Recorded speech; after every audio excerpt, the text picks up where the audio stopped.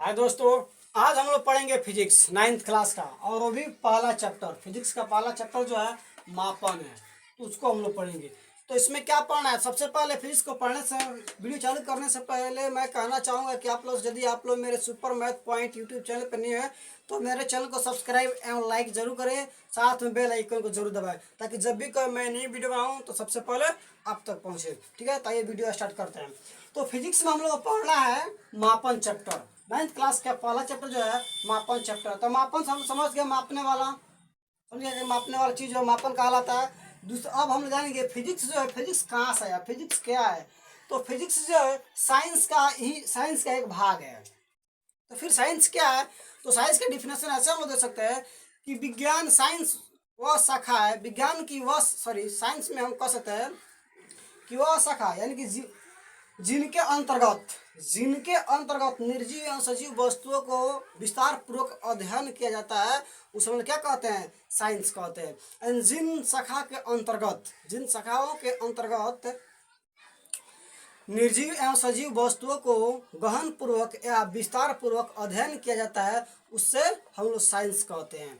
ठीक है, तो साइंस में अब हम लोग क्या पढ़े थे, साइंस दो भाग का हो गया, एक हो गया निर्जीव, दूसरा हो गया सजीव। तो निर्जीव जो है फिजिकल क्वांटिटी, फिजिकल साइंस में आता है, फिजिकल साइंस में आता है। निर्जीव वस्तु को फिजिकल साइंस में पढ़ना था और सजीव वस्तु को बायोलॉजिकल साइंस में पढ़ना होता है। तो फिजिक्स में जो निर्जीव वस्तु को पढ़ना होता है, ठीक है, तो उसमें बहुत सारे हैं। जैसे कि हम समझें कि फिजिक्स की परिभाषा क्या है। तो विज्ञान की वह शाखा जिनके अंतर्गत निर्जीव वस्तुओं को विस्तार पूर्वक अध्ययन करना ही फिजिक्स कहलाता है। यानी कि फिर समझिए,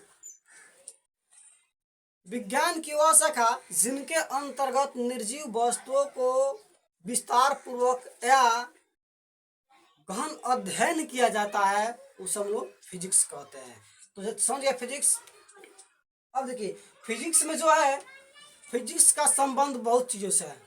फिजिक्स का संबंध जो है बहुत सी चीज़ों से है। जैसे कि मान लीजिए, फिजिक्स का संबंध हो गया केमिस्ट्री से, फिजिक्स का संबंध हो गया मैथ से, फिजिक्स का संबंध हो गया खगोलीय पिंड से, फिजिक्स का संबंध हो गया केमिस्ट्री से, फिजिक्स का संबंध हो गया समाज से। तो कैसे संबंध हुआ, इस संबंध किस तरह का है और कौन कौन सा संबंध है, कैसे संबंध है, आज उनको हम आप लोगों के सामने साबित करेंगे कि कौन कौन से संबंध और कैसे कैसे संबंध है।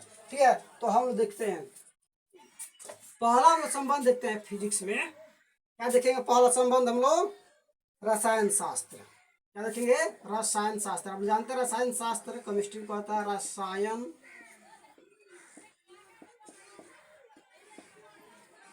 शास्त्र।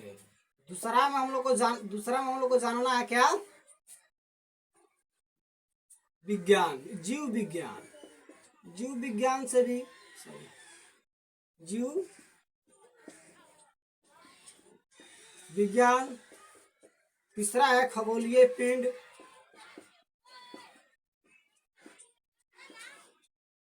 खगोलीय शास्त्र कह सकते हैं इसको, खगोलीय शास्त्र। चौथा है गणित, और पांचवा जो है समाज है। क्या है, समाज, सोसाइटी। तो अब हम लोग देखेंगे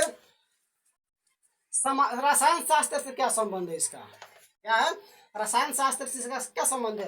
तो रसायन शास्त्र में आप लोग पढ़ेंगे कि रेडियो सक्रियता क्या है, एक्स किरण क्या है। ठीक है, तो रेडियो सक्रियता जो है या आधुनिक आवर्त सारणी जो है, वो फिजिक्स का ही देन है, जो केमिस्ट्री में पढ़ना है। ठीक है, तो फिजिक्स का संबंध केमिस्ट्री से हो गया। अब जीव विज्ञान में क्या संबंध है, तो फिजिक्स के जो है, तो जीव विज्ञान में हम लोग, तो जीव विज्ञान में हम लोग सजीव वस्तुओं के बारे में पढ़ना होता है, सजीव के बारे में पढ़ना होता है। लेकिन फिजिक्स में जो है निर्जीव के बारे में पढ़ना रहता है। तो फिर फिजिक्स का संबंध सजीव से कैसे हो गया, तो इसमें सजीव से संबंध है कि फिजिक्स में हम लोग जानते हैं, सॉरी बायोलॉजी में हम लोग जानते हैं कि छोटे से छोटे कोशिकाओं को अपनी नंगे आंखों से नहीं देख सकते हैं। यानी कि इतने छोटे होते हैं कि हम अपने नंगे आंखों से उसे नहीं देख सकते हैं, जिसके लिए हमको एक माइक्रोस्कोप यानी कि सूक्ष्मदर्शी का उपयोग किया जाता है। तो सूक्ष्मदर्शी जो है फिजिक्स का ही देन है। तो फिजिक्स का देन है, तो फिजिक्स का दिया हुआ चीज जो है बायोलॉजिकल में उपयोग होता है। तो फिजिक्स का संबंध जीव विज्ञान से हो गया। अब खगोलीय पिंड जो है, खगोलीय शास्त्र जो है, तो हम लोग खगोलीय शास्त्र क्या है, खगोलीय शास्त्र आप लोग जानते हैं ग्रह के बारे में, पिंड के बारे में, तो सब खगोलीय शास्त्र के अंतर्गत आते हैं। तो किसी दूर वस्तु यानी आकाश में किसी पिंड को देखना रहता है, तो हम लोग मोबाइल के लाइट से, मोबाइल के कैमरा से थोड़े देखते हैं, हम लोग उसके लिए एक बड़ा सा दूरबीन लाना होता है। बहुत बड़ा सा दूरबीन होता है जिसके जरिए हम कितने ही दूर वस्तु रखी हो, दूर वस्तु को हम लोग अपने आंखों से देख सकते हैं। तो क्या फिजिक्स का जो दूरबीन है वो भी एक फिजिक्स का ही देन है, जिससे खगोलीय शास्त्र में उपयोग किया जाता है। तो इससे संबंध हो गया। अब हो गया गणित का संबंध। गणित जो देखिए, गणित क्या है, गणित एक फिजिक्स का ही एक भाग है, ठीक है। गणित जो है फिजिक्स का ही एक भाग है, जो फिजिक्स में वो गणित में है। फिजिक्स में भी, फिजिक्स में मैथ पढ़ना रहता है ना, तो भी एक मैथ है, मैथ का ही एक, फिजिक्स के मैथ का ही एक भाग जो है गणित है, ठीक है। अब और आ गया समाज। तो हम लोग समाज में देखे हैं, अब इसका समाज से क्या समझ है, तो कौन सा समाज है, वो हिस्ट्री नहीं, हिस्ट्री नहीं जो बुक में पढ़ते वो हिस्ट्री नहीं, सोसाइटी की बात हम कर रहे हैं। सोसाइटी में, सोसाइटी से इसका क्या संबंध है, सोसाइटी से इसका संबंध है कि हम लोग आज मोबाइल चला रहे हैं, चला रहे हैं कि नहीं चला रहे हैं, अपने घरों में टीवी चला रहे हैं, अपने घरों में रेफ्रिजरेटर चला रहे हैं, अपने घरों में कूलर चला रहे हैं, अपने घरों में फ्रिज की इस्तेमाल कर रहे हैं, क्या अपने घरों में टेलीफोन का इस्तेमाल कर रहे हैं। तो ये क्या है, सब एक फिजिक्स का ही देन है, फिजिक्स का ही दिया हुआ है, साइंस का ही दिया हुआ है, जो हम लोग अपने घरों में इस्तेमाल करते हैं। तो क्या है, ये जितने भी चीज दिए गए हैं सब जो है फिजिक्स का ही देन है। अब लिख लिए यातायात का साधन जो है बस ट्रक, ये क्या है, फिजिक्स का ही देन है, बायोलॉजी का देन नहीं है। बायोलॉजी तो, बायोलॉजी में हम लोग सब सजीव के बारे में पढ़ना है, सभी बस जिन जिन वस्तुओं को पढ़ना है वो सब सजीव होना चाहिए। लेकिन फिजिक्स में जो पढ़ना है सभी निर्जीव के बारे में पढ़ना है। तो देखिए ना, यातायात के जो साधन है बस ट्रक रेलवे, ये क्या है, यातायात के साधन जो है निर्जीव वस्तु है। तो निर्जीव वस्तु क्या है, फिजिक्स के अंतर्गत आते हैं। तो ये क्या है, फिजिक्स का ही देन है हमारा। अब हम लोग क्या पढ़ेंगे, भौतिक राशि। भौतिक राशि में पढ़ेंगे वैसे राशि जिन्हें हम माप सकते हैं, शॉर्टकट में कह सकते हैं वैसे राशि जिन्हें हम माप सकते हैं, वे क्या कहलाते हैं, भौतिक राशि। दूसरे शब्द में हम कह सकते हैं वैसी राशि जिसमें परमाणु या मात्रक दोनों हो, उसे हम लोग भौतिक राशि कहते हैं, ठीक है। तो भौतिक राशि कौन कौन सा है, लंबाई है, क्या है, लंबाई है, चाल है, दूरी है, क्या समय है, त्वरण है, वेग है, क्या बहुत सारा है, ठीक है। तो ये सब पढ़ना, और भी है चार्ज है, बल है, ऊर्जा है, ये सब क्या है, इनमें, इन सबको हम क्या कहते हैं, भौतिक राशि कहते हैं, फिजिकल क्वांटिटी। अब देखते हैं मात्रक का पढ़ना है, क्या पढ़ना है, अब हम लोग पढ़ना है मात्रक। तो मात्रक जो होता है, मात्रक, मात्रक जो होता है, तो मात्रक क्या है, मात्रक क्या है, मात्रक समझ लीजिए जो हम जैसे लंबाई मापते हैं, लंबाई 5 मीटर है, ये 10 मीटर है, नहीं, चाल हम लोग मापते हैं, तो यही सबसे क्या है, मात्रक कहलाता है। यानी कि किसी वस्तु को, किसी वस्तु की लंबाई या ऊंचाई मापने वाला यंत्र को ही मात्रक मात्रक कहा जाता है। जैसे किलोग्राम में हमको चावल लेना हो तो कैसे नापते हैं, उसको हम लोग गिन के थोड़े लेते हैं, उसके लिए एक तराजू होता है, 1 किलो का वजन होता है जिसको हम रख कर मापते हैं। तो क्या किलो क्या हुआ, एक यूनिट हुआ, एक मात्रक हुआ, ठीक है, मापने वाला सामान हुआ, एक यूनिट हुआ जो हम चावल को या सेब को या सब्जियों को माप सकते हैं, ठीक है। तो मात्रक जो है 3 प्रकार के होते हैं, कितने प्रकार होते हैं, 3 प्रकार के होते हैं। कौन कौन से होते हैं, देखिए मात्रक जो है 3 प्रकार का होता है। पहला होता है मूल मात्रक, क्या होता है, मूल मात्रक, ठीक है। और दूसरा जो होता है व्युत्पन्न मात्रक, क्या होता है, व्युत्पन्न मात्रक। तीसरा जो होता है सहायक मात्रक,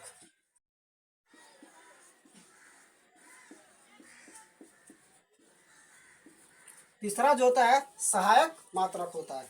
अब हम लोग पढ़ेंगे, देखिए अब मूल मात्रक क्या है। मूल मात्रक वैसे मात्रक है जो किसी दूसरे मात्रक पर नहीं डिपेंड हो, यानी खुद पर डिपेंड रहता है, किसी दूसरे मात्रक पर डिपेंड नहीं रहता है। यानी कि वैसे राशि, वैसे मात्रक जो किसी दूसरे मात्रक पर डिपेंड नहीं हो, वो मूल मात्रक कहलाता है। जैसे कि लंबाई मापना हो, अब लंबाई मापना हो तो किलो पर डिपेंड रहेगा, नहीं रहेगा। तो लंबाई मापना हो तो सीधा कह देगा यहाँ से यहाँ आपका 5 मीटर, तो लिख देगा 5 मीटर है, हो गया। अब व्युत्पन्न मात्रक क्या है, ये देखना है कि व्युत्पन्न मात्रक जो है ये क्या है। तो व्युत्पन्न मात्रक जो है एक दूसरे मात्रक पर डिपेंडेड रहता है। ये जो व्युत्पन्न मात्रक है दूसरे मात्रक पर डिपेंडेड रहता है, यानी कि दूसरे मात्रक पर डिपेंडेड रहता है, इसको क्या कहते हैं, व्युत्क्रमाणु, व्युत्पन्न मात्रक कहते हैं। तो जानते हैं कैसे होता है व्युत्पन्न। इसका एग्जाम्पल ले लीजिए, लंबाई केजी, जूल, वाट, एम्पियर, ये जो है किसी पर डिपेंडेंट नहीं रहते हैं, ठीक है। लेकिन ये जो है ये डिपेंड रहता है दूसरे पर, ये आश्रित रहता है व्युत्पन्न मात्रक। कैसे, अब मान लीजिए गाड़ी जो है, अब जैसे समझ लीजिए कि एक ट्रेन जो है 50 किलोमीटर के डिस्टेंस 2 घंटे में तय कर लेती है। कितना, 50 किलोमीटर कितने समय में तय कर लेती है, 2 घंटे में तय कर लेती है। तो तो 1 घंटा कितने समय में तय कर लेगी, तो हम लोग क्या करते हैं 50, यानी कि कुल दूरी बाटा कुल समय से भाग देते थे, क्या था 25 किलोमीटर प्रति घंटा। यानी कि गाड़ी की जो चाल है 25 किलोमीटर प्रति घंटा है, ठीक है। तो हम लोग निकालना है कि गाड़ी की चाल क्या, अगर 50 किलोमीटर की दूरी 2 घंटे में रेलगाड़ी तय कर लेती है तो रेलगाड़ी की चाल क्या है। तो जब चाल निकालते हैं ना, वही हो गया हमारा व्युत्पन्न मात्रक। यानी कि इसमें 2 मात्रक डिपेंडेंट, देखिए एक तो है घंटा, एक है किलोमीटर, यानी कि लंबाई, और एक है समय। दोनों एक दूसरे पर डिपेंडेंट है, और यहाँ दोनों आ गया कि 25 किलोमीटर प्रति घंटे की चाल से। तो चाल क्या हो गया हमारा, यहाँ पर चाल जो है क्या हो गया, व्युत्पन्न मात्रक हो गया। यानी कि किलोमीटर पर सेकंड होता है या मीटर पर सेकंड होता है, ठीक है, दो गो होता है। यानी किलोमीटर पर घंटा कहिए या मीटर पर सेकंड कहिए, ठीक है, दो गो होता है। अब रह गया सहायक मात्रक क्या है। तो सहायक मात्रक में आप लोगों को पढ़ा है, सहायक मात्रक जो होता है वो क्या करता है, सहायक मात्रक जो है,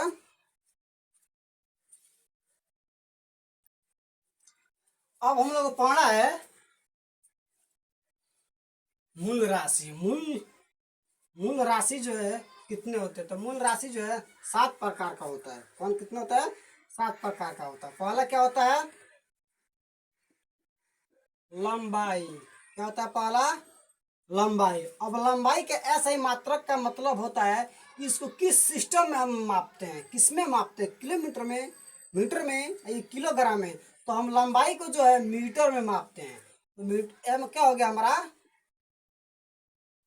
मीटर जो हो गया हमारा ऐसा ही मात्रक है, और संकेत जो है एम है, यानी कि हम मीटर को एम से डिनोट करते हैं। अब हो गया दूसरा क्या है, द्रव्यमान है, क्या है,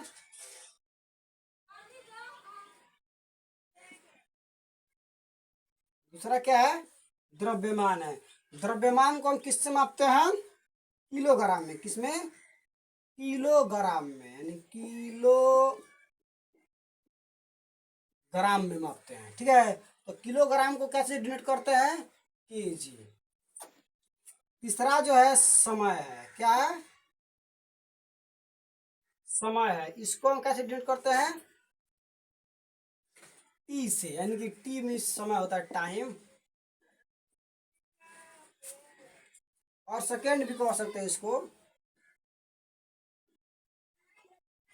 सेकेंड, और इसको हम से डिनोट करते हैं। चौथा जो है ताप है, क्या है, ताप को कैसे डिनोट करते हैं, केल्विन से, किससे, केल्विन। इसको हम सी से डिनोट करते हैं, किससे, सीडी से, यानी कि सीडी से डिनोट करते हैं। पांचवा क्या है, विद्युत धारा है। क्या है, विद्युत धारा। विद्युत धारा को कैसे निरूपित करते हैं, एम्पियर से। किससे, एम्पियर से। तो इंग्लिश में क्या लिखते हैं, एएमपी लिख सकते हैं शॉर्ट फॉर्म में, एम्पियर। और तीसरा क्या है, पदार्थ का द्रव्यमान। एक एक दो तीन चार पाँच छः, पदार्थ का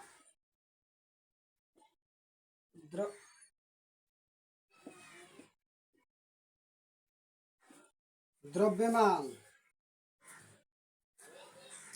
इसको हम डिनोट करते हैं क्या चीज से, मोल से। किससे, मोल से। मोल को क्या चीज से डिनोट करते हैं, एम से। और एक इसमें छूट गया है जो यहाँ हम लिख देते हैं, यहाँ पर हम देते हैं, उस पर नहीं दिखाई देगा। यहाँ सातवां जो है, सातवां जो है ज्योति तीव्रता है। क्या है, ज्योति